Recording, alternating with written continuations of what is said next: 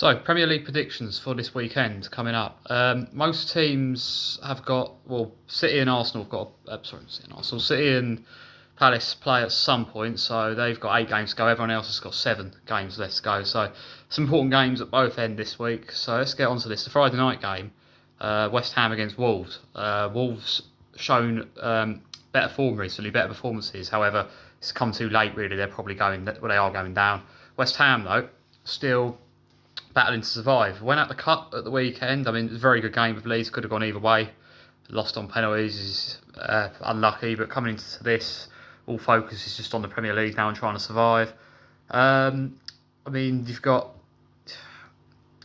the Spurs still really in the mix as well. So Leeds as well, not completely out of it, but going Forest as well. But their form has significantly improved as of late. I think West Ham. So I think with all that in mind, I think West Ham have to get the win here. I think they have to get the result. They have to get it over the line. But with Wolves kind of already being down, they can still have a say in the relegation fight. And there is a danger as well with the fact that they haven't really got much to lose, where they could potentially cause West Ham a real problem. The way they've been playing recently as well, Wolves a lot better. I think this will be a close game, but I do think West Ham get it over the line. I'm going to say 2-1 to West Ham in this one. Arsenal and Bournemouth. Arsenal are at home.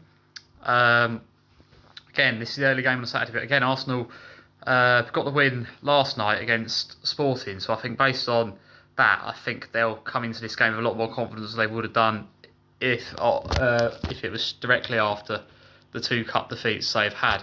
City are right, Arsenal are in a position where they should win the league now, they should get it over the line, but Man City are just behind them, really. I mean, if they win the games in hand and they sort of play them as well, in theory, City could still make this very difficult for Arsenal. So Arsenal do have to win every game now. They can't afford any more slip-ups. Can't afford any slip-ups in the Premier League. Their Premier League form's been excellent. They have to keep that up for the remainder of the season. I think they'll beat Bournemouth at home. Again, I'm going to say 2-1 because Bournemouth are not a bad side. So I think 2-1 to Arsenal, but I think Bournemouth put in a decent game because they ain't entirely out of the European picture themselves. Brentford and Everton. Brentford at home. Both of these two looking good, like value for a European place potentially. I think at least one of these two will get in there, but possibly both.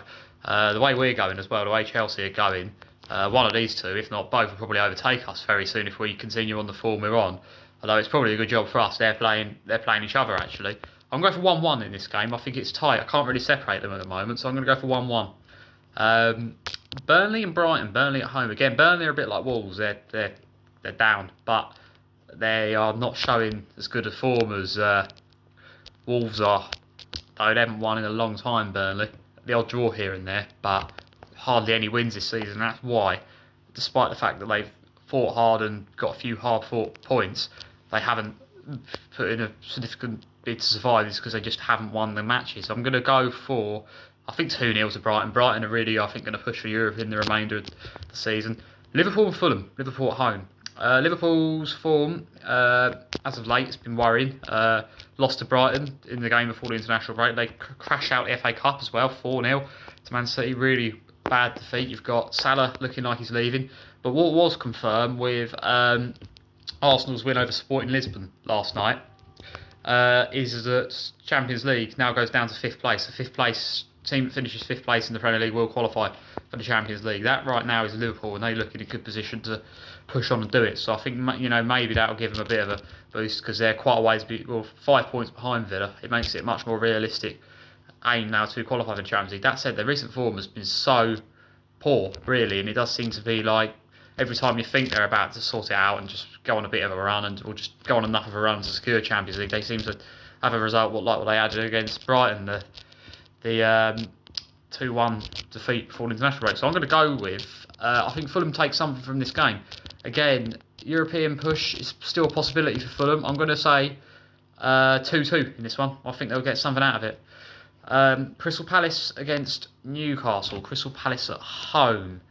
Newcastle not great away from home. Their form recently has been poor as well. Again, it's looking like they're going to have a hard job to qualify for Europe. That said, they're only in the Premier League now, so they can just put all focus on trying to go on enough of a run to at least get into one of the European competitions. Crystal Palace, again, I think main focus now is the Conference League. Premier League, qualifying for Europe through the Premier League is highly unlikely for them now.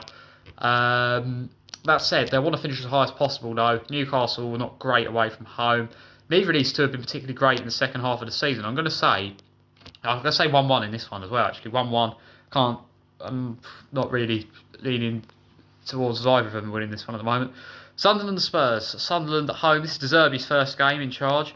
I think they've got a better chance of surviving with him in charge than they did without him. That said, he's got a style of play. At the end of the day, he might not come in. It might be a case that he sorts it out straight away, but it also could be a case that he takes a while for him to get him going. And if that is the case, it might be too late because they're right in the thick of the relegation battle.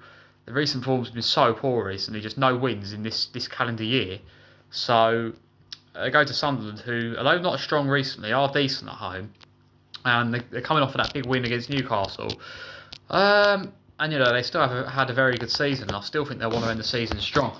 I'm going to say 2-1 to Sunderland, but I wouldn't be surprised if Spurs take something out of this because, like I say, De Zerbi is a good manager and he could do the job they need him to do, but it's still going to be very difficult for Spurs, I feel, at this moment. Nottingham Forest at home to Aston Villa. This is another hard one because Villa, like I say, are in a strong position now in the league to looking to qualify for the Champions League. I think now it goes down to 5th place. I'm pretty sure they will be safe for Champions League qualification through the league. They're still in the Europa League as well. A good chance of winning that, I feel, as well. Nottingham Forest, though, their form recently has been really good. They're also still in the Europa League, so they're not at a disadvantage. Neither one's at a disadvantage. We have to play on the Thursday there.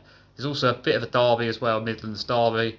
It's a historic match-up. I do feel like, though, Forest maybe need the win. If anyone needs to win this game more, it's probably Forest, seeing as Villa are in a strong position in the league. That said, they've only really recently just sorted the form out, Villa, and they won't want to let it slip again. They had that brief spell where they had the 3 back-to-back defeats, but they got that win against West Ham, and it's got them going again. Could get them going again, I feel. Again, I think I'm going to have to go for a draw here as well. I'm going to say 1-1, but it's going to be an interesting game, that. Okay, Chelsea against Man City. Unfortunately, I can't see how we win this game, especially without Enzo Fernandez.